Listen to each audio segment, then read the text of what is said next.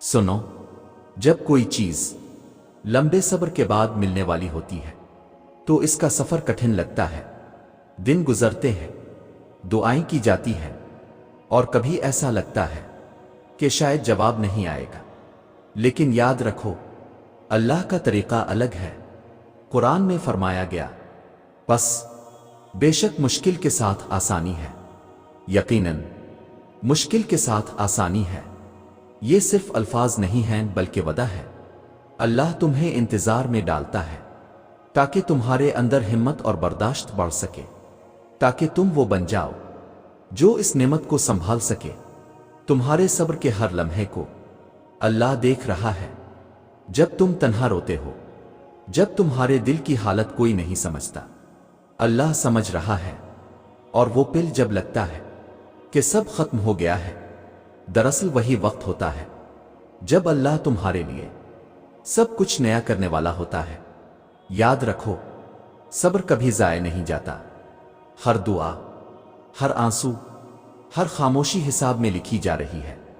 और जब वक्त पूरा होता है तो अल्लाह के फैसले ऐसे आते हैं कि इंसान हैरान रह जाता है।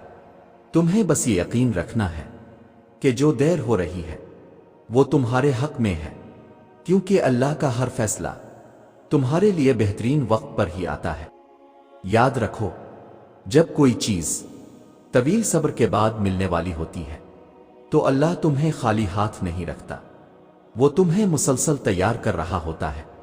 तुम्हारे अंदर वो कुव्वत डाल रहा होता है जो शायद तुम्हें खुद भी नजर नहीं आती। कुरान में फरमाया, और सब्र करो, बेशक अल्लाह सब्र करने वालों के साथ है। ये आयत सिर्फ एक जुमला नहीं, ये जिंदगी का सहारा है। सोचो, अगर अल्लाह खुद तुम्हारे साथ है तो फिर किस चीज की कमी रह गई। कभी तुम देखोगे कि वही दुआएं जिन्हें तुमने रातों में रुकर मांगा था, वो तुम्हें धीरे धीरे एक नई समत की तरफ ले जा रही है। ये समझना जरूरी है कि इंतजार दरअसल ज़ाय वक्त नहीं होता, बल्कि वो तरबियत है। वो तुम्हें नरम भी करता है और मजबूत भी। तुम्हारे अंदर एक ऐसी बर्दाश्त पैदा करता है जो तुम्हें इस मकाम तक पहुंचा दे जहां अल्लाह का इनाम छुपा होता है। जब तुम सोचते हो कि देर हो रही है, दरअसल वहां तुम्हारे ईमान की जांच हो रही होती है। क्या तुम अल्लाह पर भरोसा रखते हो या नहीं? क्या तुम इसके फैसले पर मुतमईन रह सकते हो या नहीं?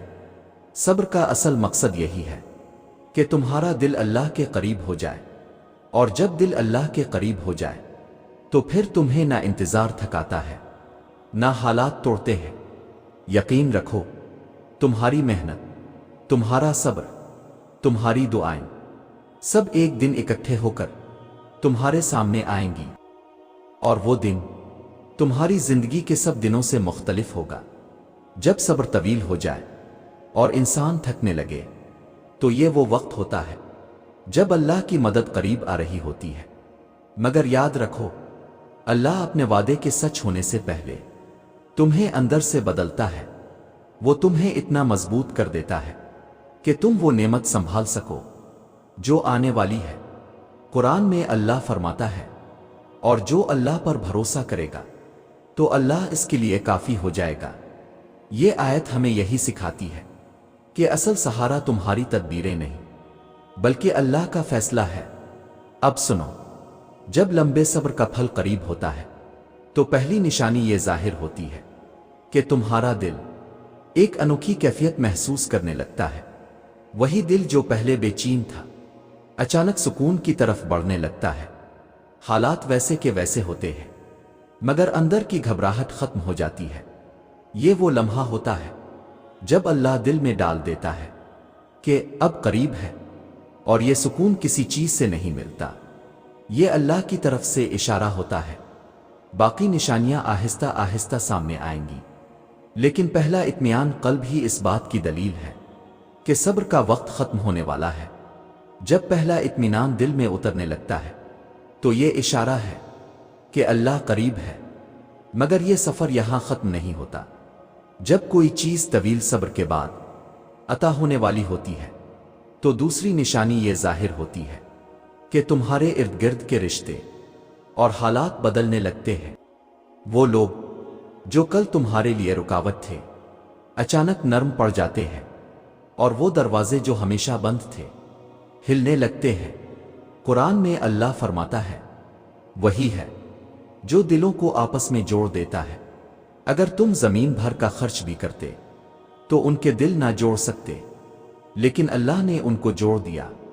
یہ آیت بتاتی ہے کہ جب اللہ کسی فیصلہ کو قریب کرتا ہے تو دلوں کے رویے بدل دیتا ہے۔ تم حیران رہ جاتے ہو کہ وہی مخالفت کرنے والے اب آسانی کا ذریعہ بن گئے ہیں۔ یہ دوسری نشانی ہے کہ اللہ تمہارے لیے راستہ صاف کر رہا ہے۔ تیسری نشانی اور بھی عجیب ہوتی ہے۔ تم دیکھو گے کہ چھوٹی چھوٹی دعاؤں کا پورا ہونا اچانک شروع ہو جاتا ہے۔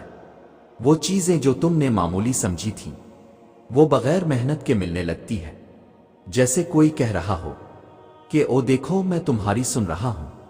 یہ اللہ کی محبت کا انداز ہے کہ بڑی دعا پوری ہونے سے پہلے وہ چھوٹی چھوٹی خوشیوں سے تمہیں یقین دلاتا ہے۔ قرآن میں آیا، اور جب میرا بندہ میرے بارے میں سوال کرے تو میں قریب ہوں، میں پکارنے والے کی پکار کا جواب دیتا ہوں جب وہ مجھے پکارتا ہے۔ یہ آیت ہی اس حقیقت کو بیان کرتی ہے کہ تمہاری دعاؤں کے جواب دینا اللہ کے نزدیک صرف وقت کا معاملہ ہے۔ یقین کرو، یہ نشانیاں اس بات کا پیغام ہے کہ صبر کے دن ختم ہونے والے ہیں۔ تمہاری محنت، تمہارے آنسو، تمہاری دعائیں اب ضائع نہیں جا رہی۔ اللہ نے زمین ہلا دی ہے تمہارے حق میں، تم بس تھوڑا اور قائم رہو، کیونکہ وہ لمحہ جب سب بدل جائے گا اب تمہارے قریب ہے۔